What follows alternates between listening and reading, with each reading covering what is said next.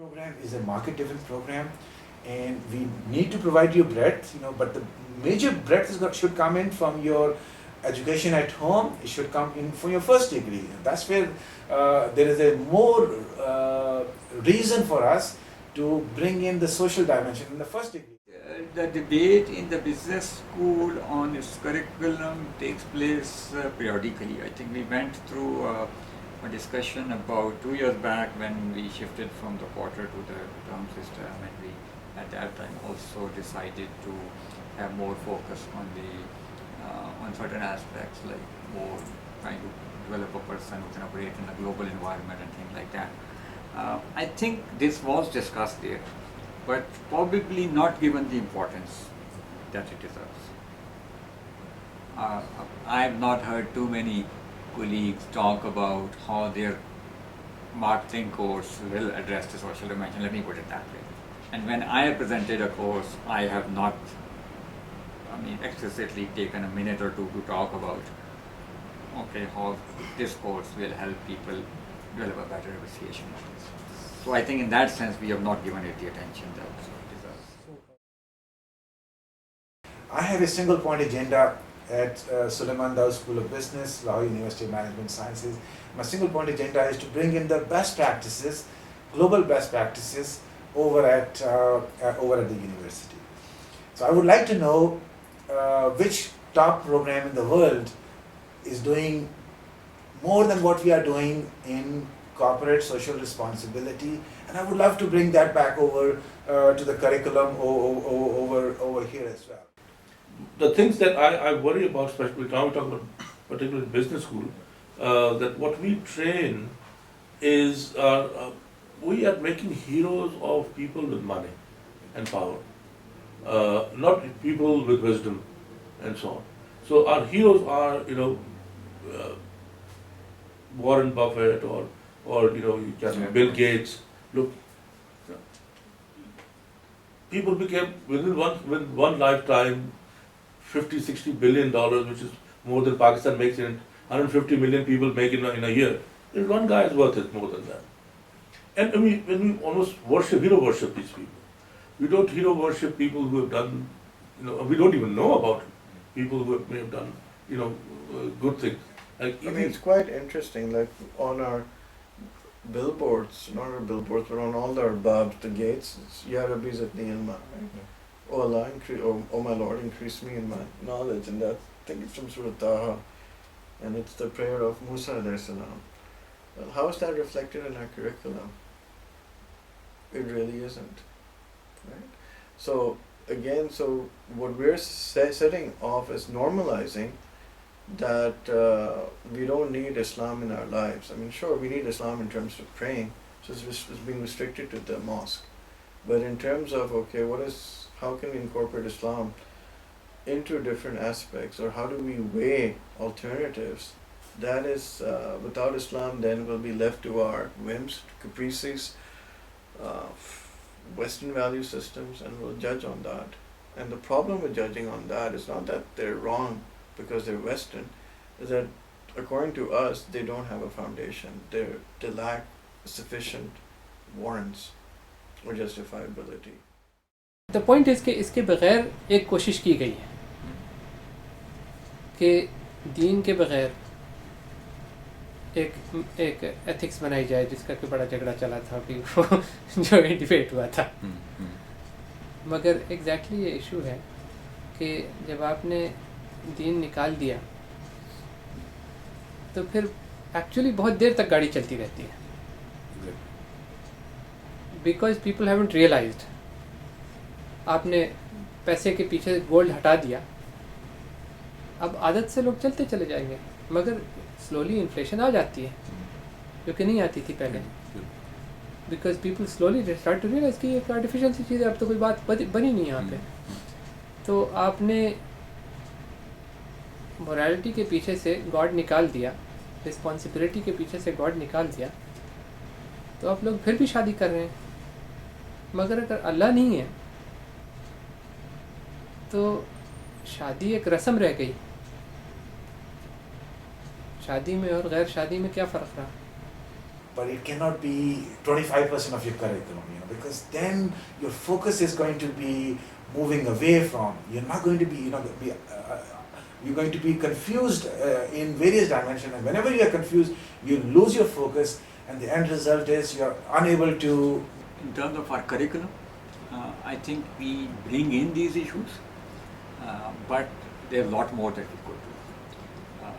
We could, there are two philosophies or schools of thought on this. One is that you teach a separate course on social responsibility, which maybe is useful, but some people will take it and some people may not take it, or you could even make it required. But then you are putting boundaries around this, which in itself is limited. So the other approach is that whatever you do, you're looking at marketing, you're looking at finance, you're looking at any of these disciplines, you could be factoring in or bringing in this sort of responsibility as an integral part of that. And this is the approach which I have tried to propagate here. We zero tolerance for nonsense, hopefully will prepare you, hopefully reshape your life towards a more ethical, conduct. And similarly, Islamic ethics coming in, hopefully that will reinforce. Hopefully we will, by offering an electives in like alternate management, this is an elective. By choice, people who are interested, take the elective, will provide them that avenue as well. वो side जो है वो हमारा इन some sense वो हमारा prime domain नहीं है ना, वो हमारा एक साइड डोमेन है कि फॉर एग्जांपल मैं जब एडवर्टाइजिंग पढ़ाता हूँ तो मैं अस्यूम करता हूँ कि आप एक बेहतर एडवर्टाइजिंग मैनेजर बनना चाहते हो। मैं ये नहीं अस्यूम करता कि आप एक बेहतर क्रिटिक बनना चाहते हो एडवर्टाइजिंग के, बिकॉज अगर आप बेहतर क्रिटिक बनना चाहते हो then you are in the wrong school, then you go to the social science, and social science में there are disciplines available which take you, which will train you. मैं उनको यही आर्गूमेंट वहाँ दे सकता हूँ कि भाई आप लोगों को क्या ट्रेन कर रहे हो, तो but the reason why I would not criticize them is because they are you have chosen those things. So मैं आपको 30 सेशन में से एक सेशन ऐसा दे दूंगा जिसमें मैं आपको some negatives of the ads बता दूँ, ताकि मैं आपको अलर्ट कर दूँ कि ये इसकी नेगेटिव साइड भी है, राइट? लेकिन मैं ज़्यादा जो अपनी एफर्ट लगाऊंगा वो आपको इम्प्रूव करने में लगाऊंगा किसी और डायमेंशन में. In many cases we ignore some key facts and key dimensions. So if you are talking about, say, a marketing case, Unilever trying to market to the rural areas.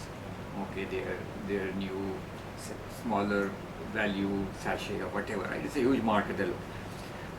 In the context of that marketing decision, to what extent are we bringing in the social context in which this market operates? And I think that's something which probably, again, if you are sensitive to this, then even the case writer will bring in that dimension. And of course, the faculty will try to sort of bring that in the discussion in the classroom. So I think what you're saying is right, that there are not too many cases that we have where this dimension is touched. So if it's a 30 session course, I personally think you need to have at least 4 or 5 cases where this is at least addressed on a tangential dimension at least.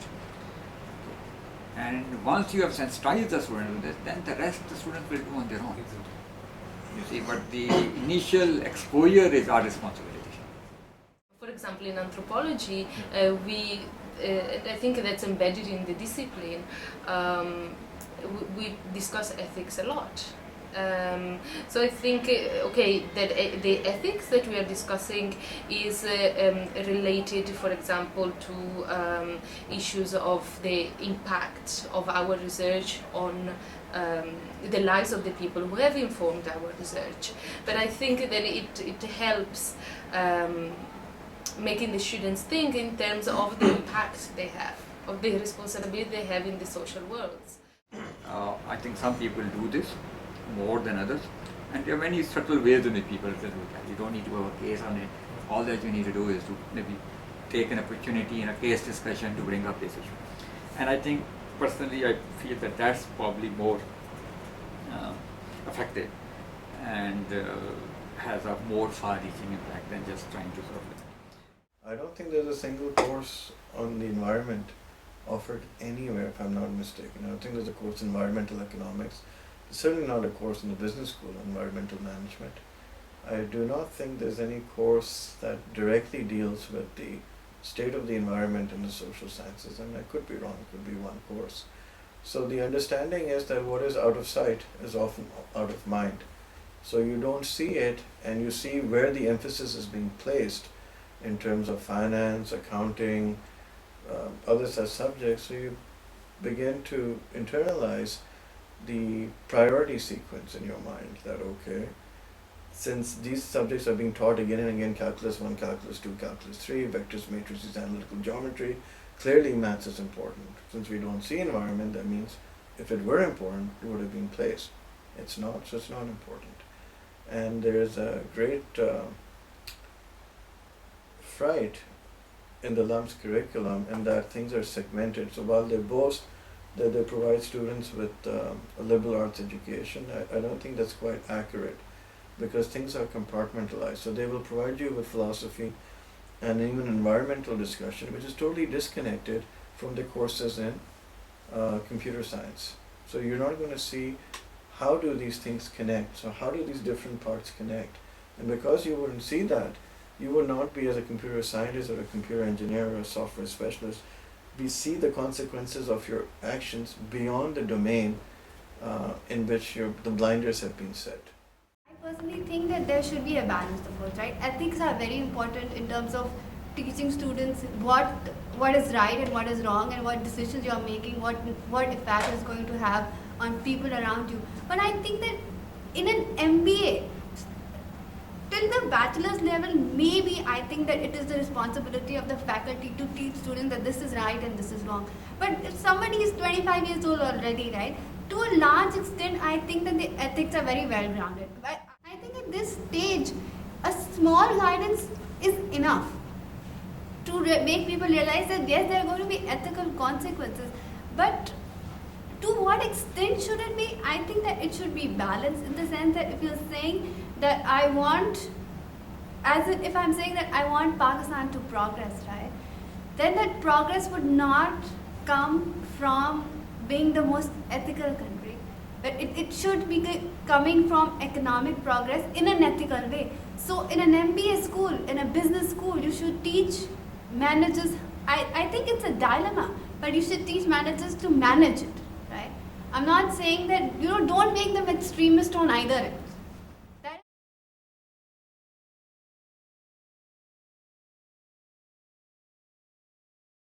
To do something about things which are important, which have to be taken care of, such as trying to craft human beings who are more responsible. So that is one issue, being ensnared in the routines of daily life that do not give you much time to reflect on anything, ethics or otherwise. That you just have to keep working on the assembly line to keep the ship together. That's one explanation. I think we have done a fair job. We could have done a lot better.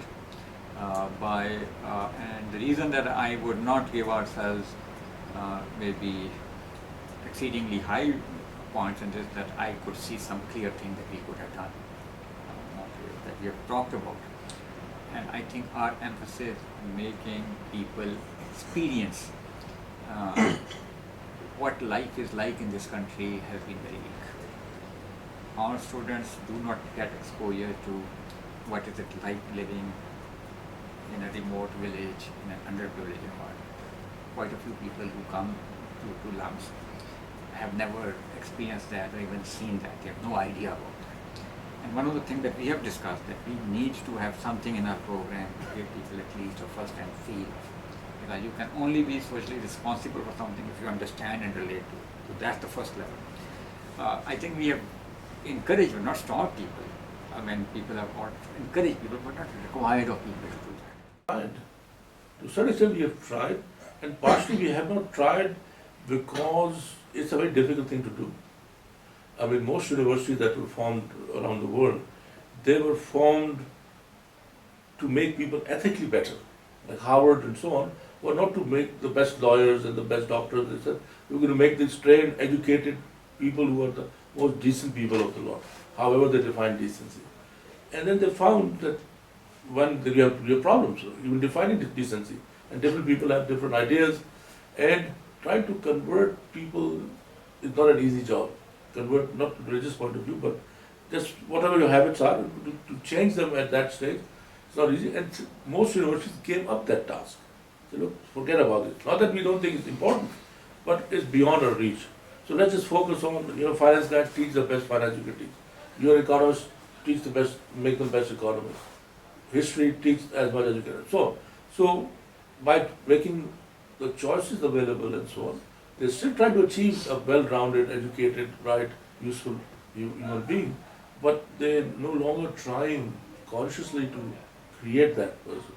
Because it's just, most people have given up on it, that it can't be done through university method. It can't be done. And it can't be done because it's just too difficult. It just takes too much time and repetition. And to a certain extent, which is a bad word, of brainwashing. I mean, it's a good brainwashing if you like. Look, you're going to behave in an honest fashion. You have to behave in an honest fashion. That repetition and so on. To outside of they're just bringing the brainwashing of it. Others can say they're trained.